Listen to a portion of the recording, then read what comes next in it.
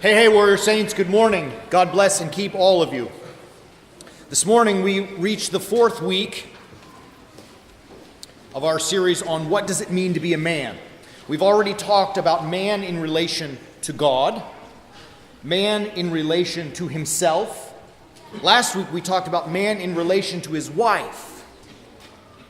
This week we're going to talk about man in relation to work. Man in relation to work.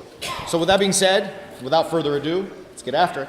In the name of the Father, and of the Son, and of the Holy Spirit, one God. Amen. This week I spent some time in research. I was doing some research and some polling, if I can say that. And I asked a lot of people, men and women, young and old. I asked a lot of people, how do you define someone? How do you define someone? How do you describe and define someone? It was a fascinating little study. And the results that I discovered, our gals were marvelous about it. The gals really were marvelous about it. They described people as they are. As they are. It was a beautiful thing. And the qualities that I noticed, certainly not every woman is always the same, but the majority of those that I talked to described people as they are. She is pretty. He is nice. I love my mom. She's a really compassionate person, right? Things like this, qualities about the person. And most of their assessments about people were true. And we asked about everyone that we could think of, whether it be their mom, their father, Michael Jordan, Mick Jagger, right? Even Justin Bieber, he didn't go over very well. But regardless, we asked about as many people as we could. Fascinating is that to a man, every single male that I asked the same question of defined people by what they do. By what they do. Right? So our gals asked us or defined us about how we are, but the guys all defined us as what we do. Oh, well, I know that. He's a lawyer. Oh, he's a doctor. He's a small businessman. He works for the government, right? And on and on and on. Right? And men define ourselves and others by what we do. It's because work is so intrinsically a part of who we are that men define themselves by their work, by what they do. And so I'm not even necessarily sure, we'll discover throughout the rest of the morning whether that's necessarily a good thing or not. But the question, why do we do that? Perhaps it's because we spend a lot of time working. I mean, we spend a lot of time doing that. We've also spent a lot of time preparing and studying and going to college to be trained to learn how to do our work, right? I mean, we spend a lot of time doing that. It's also because I think there's an element that we can see a really tangible result to our efforts, right? Work produces something, right? Work produces something. And enter in at this moment, we find very often, it's a corollary to the whole thing, that work is measured, the success is measured by money. Right? We'll talk about that a little bit as we go also. But money's a really good metric. I mean, it measures things. It's a number, right? It's not an emotion. You can't feel money. You either make money or you don't. So it's a very tangible, practical thing. It's math, right? Money becomes math. And so men, we define ourselves by work, and by extension, how successful we are with how much money we make or don't make. Right? Now, the problem with all of this kind of stuff is that, well, let's say this. I'm not really sure that we should be defining ourselves by our work. Though certainly, as we all know, it's a very large part of what we do. And so, good, bad, or indifferent, that's how we think. That's how the male mind works. And so with that being said, many of us find that as we begin the journey of work, whether it be working for someone or starting our own business and going this route, it becomes a daunting task. It's really sometimes very fearful, very fearful. And yet, I love this beautiful epistle that we heard read for us so very well this morning. We heard this beautiful epistle from Hebrews. Now, in this epistle, chapter 6, verses 13 and following, we hear about Abraham. And Abraham comes to us all the way from the Old Testament. In fact, he's really early on in Genesis. The Abrahamic stories start in chapter 12 of Genesis, right after the flood and right after the Tower of Babel. He's very, very early on. And in the story, God has called Abram out of his land to go into a new land, and God says to him, go and prosper, and I will bless you, says God, and you will multiply in the land. You're going to do well in there, right? I mean, you can hear it in the language that we use at St. George. I'm taking you out of your land, says God to Abraham. I'm going to put you in the new land, and you're going to be great. You're going to find mastery. You're going to find greatness. You're on your way there. Just go and do it. Now, Abraham, it says to us, we heard it in Hebrews this morning, verse 15, that he patiently endured, right? Because the story of Abraham is kind of nuts. He got into this land, and what did he have to do? He had to fight with all the other guys. There were other people already in the land, and he had to fight with all of them. He didn't have an inheritance because he had no kid. He had no children, nobody to pass on. And he had to fight through that. Even, by the way, he got to 100 years old before he had his first child. And his wife was 90, right, before they had their first child. Abraham had to, and he patiently endured. Patiently endured. And so as we think about the end of that story, that God richly blesses Abraham after his patient endurance. And he makes him the father of the nations. And he says to Abraham this powerful thing. Look at the stars of the heaven. If you can count them, if you can number them, that's how many kids you're going to have. Even in spite of the fact that Abraham was 90 years old, 99 years old, and his wife, her womb, it says, was barren. You know, the word in the Greek Old Testament, barren, nekrosis, it means it's dead, right?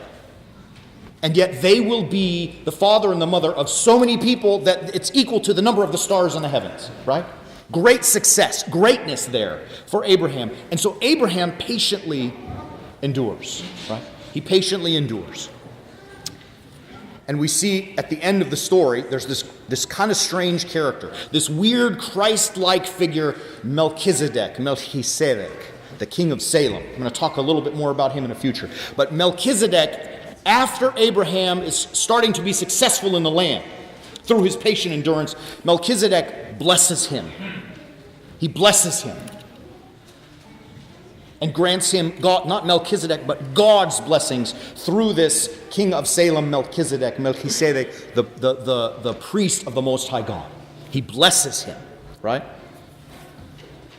And very often, you know, in our own businesses, we feel like that world, our world is against us, right? It becomes where we're almost like Abraham, that the world is against us. The system is stacked against us. My competitors are too tough. I don't know that I want to work this many hours. I don't have anywhere to store my product. The prices are too high. How do I sell it? How do I market it? Why aren't people buying my product? Or whatever it may be. And you can see that list goes on and on. And sometimes, guys, we feel kind of like Abraham in that our success in our work is very much like Abraham, who's 100 years old and his wife's womb is barren and there's no way we can do it. But God has blessed us. He blessed you in a very, very specific ways. He gave you hands and feet and arms and legs and minds to go. And therefore, like Abraham, you must patiently endure, right? No one has ever been successful in their career by luck. No one has ever been successful in their careers really in an easy, simple fashion. It takes work. It takes sweat. It takes blood. It takes grinding. It takes effort. It means that if our manager gives us the task to make 150 sales calls in a week, make 151. Why do we stop when we reach that target? It means that sometimes we only feel like working 40 hours a week, but we have to work 50, maybe even 60. It means sometimes that we have to take risks and do things that are different. We have to go to different places. We have to grind, push, give maximum effort, like Abraham, and endure patiently. You know, part of that too, guys, I think, is we have to set big targets. Big old fat targets, right? Set them big and then go get them. Look at it like this. My goal this year is to make $100,000. Okay, great. If you make $100,000, you hit 100% of your target, right? Why don't you set your goal at $1 million? What? That's huge. Okay, yeah, it is. What if you only make 20% of that target? That's $200,000. Do you understand? By setting big goals, and here I'm not telling you like to go out and make money. I want you to make money. We're going to get to that part in a moment. But set these big goals and go get them. Setting the big goals also means you have to follow that up with the big effort. Nobody will give you nothing. Zip. Save God alone will give you his grace and forgiveness at the end of time. The rest, we have to go out there and work and earn and sweat. And I promise you this, through patient endurance and hard work and thinking differently, you will see your business succeed and thrive. It really will. And it may not become Apple, and it may not be something that we want to become Apple. But through hard work and sweat and perseverance, even when times are horrible, when times are tough, even when we don't feel like it, and when we feel that the entire deck is stacked against us, with perseverance and with God's blessings, we will be successful in all that we do. Now, as a measure of that success, we start to see very often that as people become successful, money starts to roll in and to follow it. Right? Money's not inherently good or bad. It's a tool, it's a thing, it's a device. It is, as I said earlier, it's math, it's a measurement, it's a metric. Like, if I have the goal to sell $100, but I only sold $80, I know that somehow, I didn't reach my target. Something isn't right in my system. My product may not be good. Maybe I'm not advertising well. I don't know. Something's wrong. Conversely, if I sell $110, I know that my system's working and maybe I'm onto something and I should follow that, right? Money is just simply that tool of measurement. It becomes something that we can use to decide for us whether we're doing well or not doing well. And it can be a tool, and we're going to talk in just a moment, that we use for good. But the world often, well, let me not even say that, not even often, every single day, the world presents to us that money is the object, the goal, the end, the telos of what we're doing, right? And so work, which defines us, is now controlled by this green paper currency, this money, that is simply to be a tool and a measurement. And now money controls work, which is controlling us, which means, draw the line, we become slaves to money. Now look, I don't want to tell you, you will never ever hear come out of my lips, don't work hard and don't make money. I want you all to be millionaires, billionaires even. Go get it. Go get it. But I also don't want you to be slaves to it. I also want you to recognize that even though you may make millions and, God willing, billions, that ultimately it comes from God. Now we go back to the story of Abraham and Melchizedek, which is very interesting. So I saved this until this moment. Melech in Hebrew is the king. Sedaqah, Melchizedek, right, is righteousness. He is the king of righteousness, who also, by the way, he's the king of the city of Salem. In Hebrew, shalom. I mean, you hear it, peace, right? He's the king of righteousness who is the king of peace. Very clear for us, he is a type of Christ. We see this king Melchizedek as an image of the Lord himself for us in the Old Testament. And as a thank you, or as a response, or as a natural reaction to the success that Abraham had in the land when Melchizedek blessed him, do you know what Abraham did? Any guesses what he did? He gave a tenth, a tithe of all that he made back to Melchizedek, right? And really in doing so, he recognized, okay, I worked hard and I got all this, but that it came from God. And Melchizedek didn't need his money. He's a funny character, Melchizedek. It's really funny because it tells us in the story he's got no mother and no father and no genealogy. He's just poof, right? Right? Out of nowhere. He comes and he vanishes also. Melchizedek doesn't need Abraham's money. It's not that Abraham needed, or that Melchizedek needed Abraham's money. It's that Abraham needed to give it to him, to always remind him that the source of all of that comes from God. That the giver of all good things is God himself. It is not something, yes, I worked hard. Yes, I sweat and worked my fingers to the bone, as they say. But that God is the one who gives this blessing. And so I return that in thankfulness. I return that to also show that I am a little bit free from it. And the same thing happens to us, fellas. The same thing is for us. You know, the church talks about tithing not just because, God doesn't need your money, right?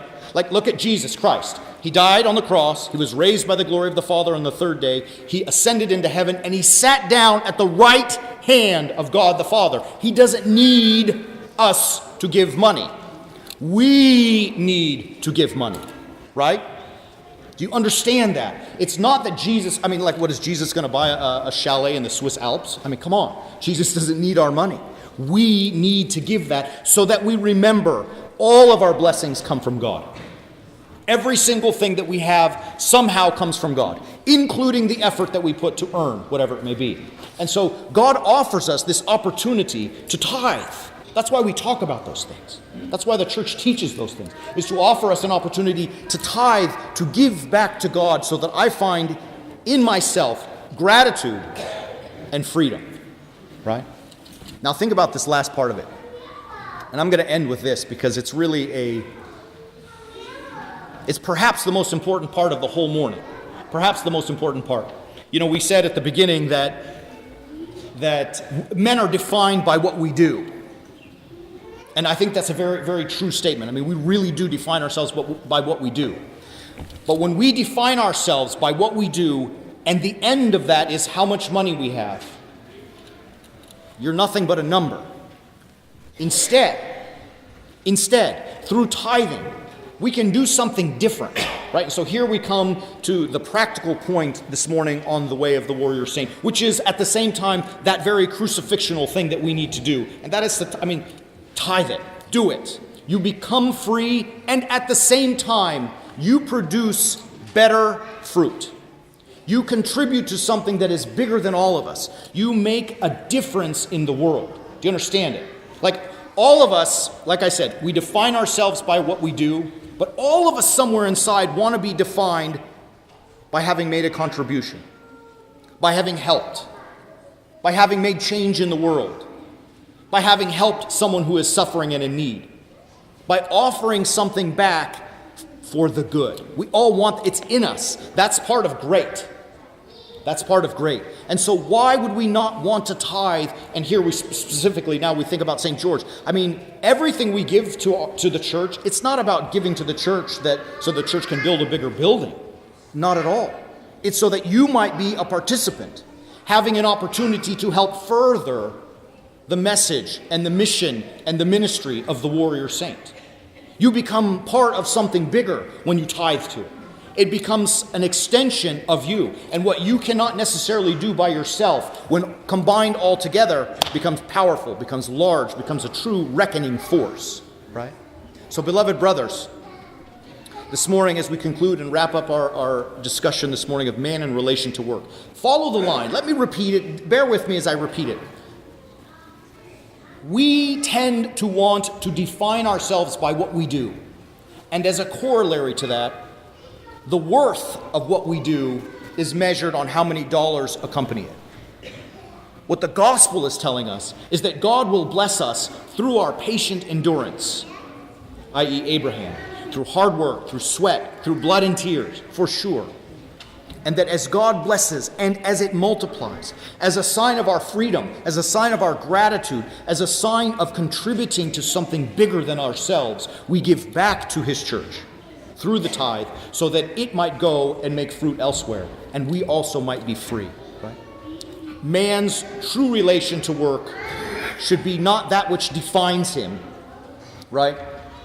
But that place, that business, that job, that career to which he goes, so that he might build himself up in order to be a powerful, generous force upon the world. You want to define yourself? Define yourself as a generous, faithful, powerful warrior saint, and not just as an attorney or as a doctor or as a businessman or as a priest, but as a powerful, faithful warrior saint. May our great God and Savior Jesus Christ bless you, give you strength to always hear the call of the gospel and to walk a new life. Amen.